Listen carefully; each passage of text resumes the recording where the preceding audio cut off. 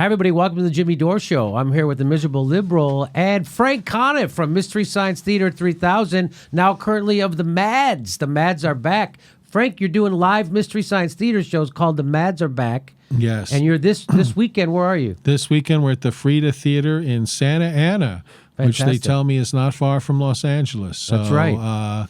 People want to come to that, or if you're in different parts of the country, go to themadsareback.com. All of our many gigs are listed on our website.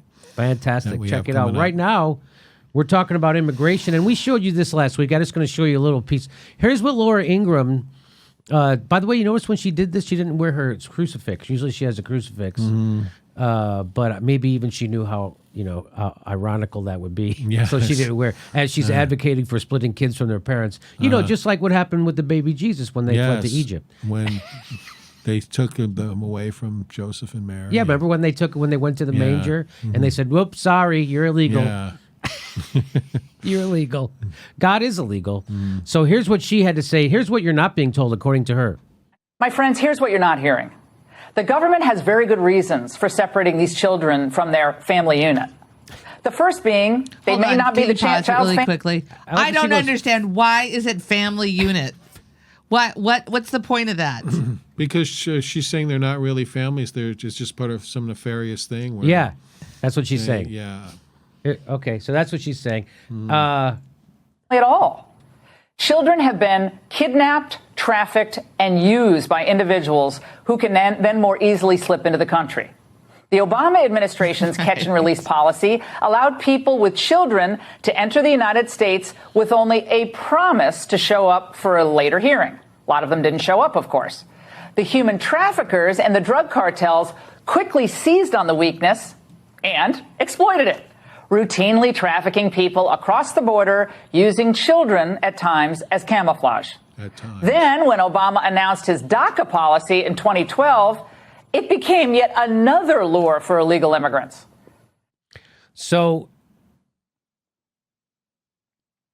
here's some of her numbers. The number of unaccompanied minors from Central America encountered at the border surged by over 400% from 2012 to 2014. She never tells you why that happened. She wants you to think it happened because there are a bunch of lazy loafers coming here to have a lazy loafer life. Because that's what a lazy loafer person would do. Hey, let's make an unbelievable trek, leave everything we have here to start a new life with nothing in a country that is hostile to us. Or maybe they're like, hey, we're going to die if we stay here. And so we might as well try. They're desperate people in desperate situations, fleeing violence and persecution. And she wants you to think that they're just lazy MFers who want to come here and live off the dole. So we've already reported the children who are coming here have a legal right to be here. When they're appointed a lawyer, 98% of them are given asylum status. So that's the key, to get legal representation to these immigrant children. If they get it, they're usually given asylum here in the United States because that's according to our laws. But she would have you think that they're coming here because there's some MI-13 or something going to try to sneak them, or their parents are just lazy loafers coming here to live off the dole. So here we go. The number of unaccompanied minors from El Salvador, Guatemala, and Honduras surged between 2012 and 2014, check this out, by more than 400%. And check this out. I'm not going to tell you the actual background information that would make you make sense of that statistic. Check that out. I'm not going to tell you that. She seems giddy when she talks about this stuff, too. She does. It's like she's giggling almost. Check this out. Check how rotten these people are. Why do you think El Salvador, Guatemala, why do you think those people all of a sudden start spiking from 2012? Because of our exported drug war. That's why. So, all right, let's see if the number of unaccompanied children referred to the Office of Refugee Resettlement tripled between 2012 and 2017 from 13,000. Now she's implying that it's these lazy people coming here to live off the dole, or they're gang members slipping them in. That the drug traffickers and the human trafficking and that's what she said. Well, I went to the Fox News Twitter feed. And they have literally it's a Twitter feed called Fox News Research. Oh. Get the F out of here. So here's what they found. Very official. They did a study, Frank. Migrant children and gang membership from October 2011 to June 2017. 5,000 individuals, mostly adults, were arrested at the border with gang ties. 5,000 for over 6 years. Mm-hmm. So that's less than 1,000 people a year. Mm-hmm. It's less than 1,000 people a year arrested for gang ties at our border. Of that total, nearly 159, that's 3%, were unaccompanied minors. That's 0.02% of all children detained, 56 out of 250,000, had ties to MS-13. That's 2%. 0.02% of the children had ties to MS-13. Laura Ingraham would have you think it's most of them. Right. It's most of them. No, 0.02%. And this is from Fox News Research. And their next tweet was, we were disappointed too. Well, you got to admit the guy with the tattoos on his face looks pretty scary. Right. That's their tweet. Yeah. That's the visual they use. Mm-hmm. You know, it would make coming across the border with that kind of tattoo pretty obvious you're a part of MS-13. Pretty obvious. You're pretty obvious. I like how. So what they're really saying is, here's the raw data, and don't worry, Laura Ingraham will present this in a misleading way later on. There's your raw data. I didn't know that so many kids from south of the border love summer camp that much. She called it summer camp.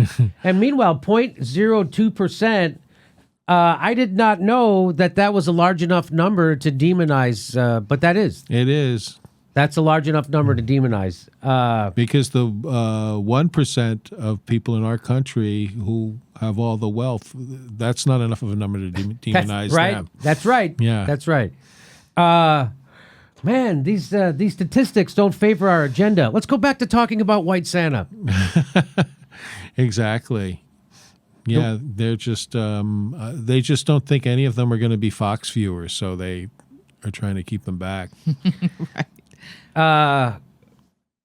The Fox News concluded by saying, those numbers seem low, but we hope the current Trump policies will help get those numbers up. And they're worried about sex trafficking, which I assume they mean one of them becoming a segment producer for Bill O'Reilly. Bam! Bam! So there you go. There's your nice little segment. Mm-hmm. Fox News Research. I didn't even know. Why would they do research? I didn't know there was research ever done. Why would they do that? I think if you get hired as a Fox News researcher, you can be prepared to play a lot of Candy Crush on your computer and just have an easy day. And that's why it makes it all the more unsettling when Fox News, like, all of a sudden Tucker Carlson will decide to tell the truth about war. Like, what? Why are you doing that? Why? Now you're confusing me. Mm-hmm. And not that the other networks tell the truth, but that's because the networks don't tell the truth about war. None of them. Mm. And that's why it's weird when all of a sudden Tucker Carlson is like, whoa, Tucker Carlson going to tell you what's really happening in Syria. That's a strange bedfellow. But anyway, there it is. I didn't even know they have a Fox News Research. That's their whole thing. If you go there, they have all these stats and stuff. Wow. And then they don't even realize, like, fuck, we shouldn't probably put that one up. It kind of undermines every night's broadcast. Well, I'm very curious about the Fox News Research Department, and I wonder what that guy is like. Hey, please make sure you subscribed. Even if you think you are, you probably are. It only takes a second to check. And then click that bell to make sure you get a notice every time we drop a video. They won't tell you every time anyway, but it's the only thing we can do to fight back against the bastards. So please make sure you're subscribed and click that bell. And our next live show is July 15th in Chicago. And after that, July 27th in Burbank, California. Special guest on that show, Abby Martin. And if you could become a patron, that would be fantastic. We give you hours of bonus material every week. Thanks for your support.